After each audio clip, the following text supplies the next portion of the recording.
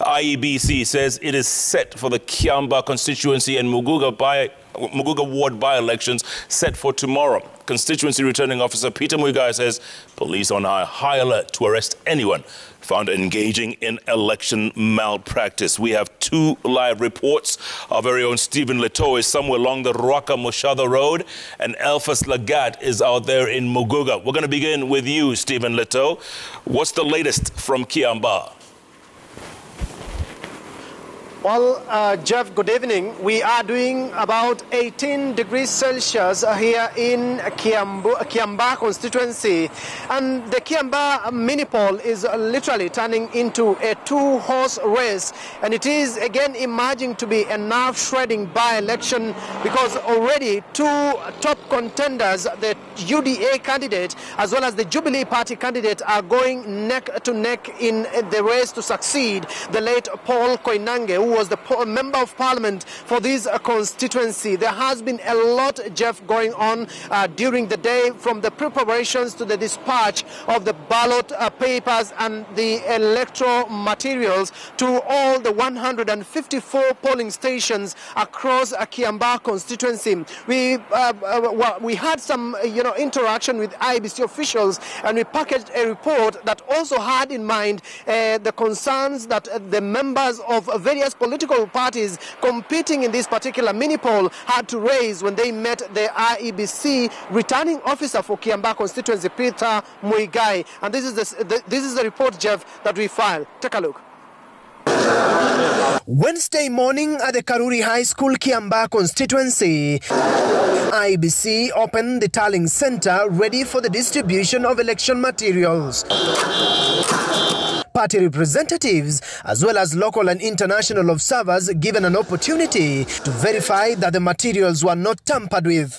Kiambaa constituency returning officer Peter Muigai assuring voters that the stations will open on Thursday morning. The polling starts a bit late because of unseen circumstances. Instead of starting at 6 o'clock, it starts like at 6:20. Then the closing will be increased by 20 minutes. So we'll have to recover for any lost time. Lawmakers have also been put on notice, with IEBC saying security agencies are on high alert to arrest anyone found engaging in election malpractice. Politicians have also been told to keep off polling stations. So there is no term as a super agent in our election laws, and we will not allow those super agents. Representatives from both UDA and Jubilee parties separately met the election officials ahead of Thursday poll. We believe in the interest of a fair election. We don't want anything over and above a free, fair, credible and verifiable election. That's all we want. And so we have agreed with IEBC. It is in both our interests. This constituency, we know that Kiambaa people are peaceful people, and we are calling upon all the stakeholders in this electoral process to observe peace, law and order come tomorrow, devoid of any situations that could provoke wananchi into violence. We understand that the Jubilee Party is going to swarm polling centers with the politicians who are being accredited as observers. The returning officer has told us that the process of accrediting observers is above. Jubilee MPs want police to be vigilant to avert any form of chaos that tries to subvert voter turnout. Na sisi kama upande wa Jubilee leo tumekuja kuangalia kwamba maneno yote iko sawa. The tallying center, polling stations uko sawa, na we are happy with what we have seen. We saw and remember cases of in Nakuru, where some members of parliament were intimidating people. We have places where members of parliament have tried to push out the security people. What we are doing is making sure that where there's a member of parliament from that side, there's a member of parliament from this side. We know for sure that we have the best party, and we know tomorrow the Kiambaa people will pronounce themselves through the ballot in a free, fair election that will be conducted by IEBC. Mtu akipiga kura anapiga, anaondoka, anaenda nyumbani, hamna cha kukaa katika polling station, na hakuna mtu ambaye ataguzwa na askari hata kidogo. There are 154 polling stations in Kiambaa constituency, with 96,000 voters expected to vote tomorrow. With all set for tomorrow's by-election in Kiambaa constituency, all eyes are now set on the over 95,000 voters dotted across the Kiambaa constituency as they elect their new Member of Parliament tomorrow morning.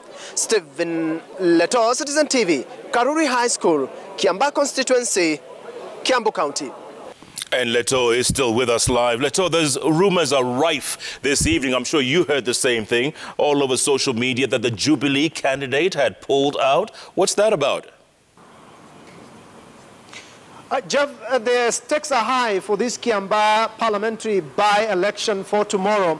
And that is why you've seen minutes after the 7 o'clock bulletin, you saw rumors going round that the Jubilee Party candidate Kariri Njama had withdrawn from the race, and even messages sent to Jubilee Party supporters in Kiambaa constituency. Apparently, Jeff, that is not the case, because we have spoken to the Jubilee Party as well as the Jubilee candidate Kariri Njama, who says that he is firmly in the race and that those sending messages that he has withdrawn from the race could be his opponents wanting to take advantage in tomorrow's polls. And even we have seen a message or a statement from Raphael Tuju, the Secretary General for the Jubilee Party, dismissing those claims that the Jubilee Party candidate has withdrawn from the race. We've been able to link up with Kariri Njama, spoken to him, and he has confirmed to Citizen TV that he is firmly in the race and that tomorrow he will be voting early in the morning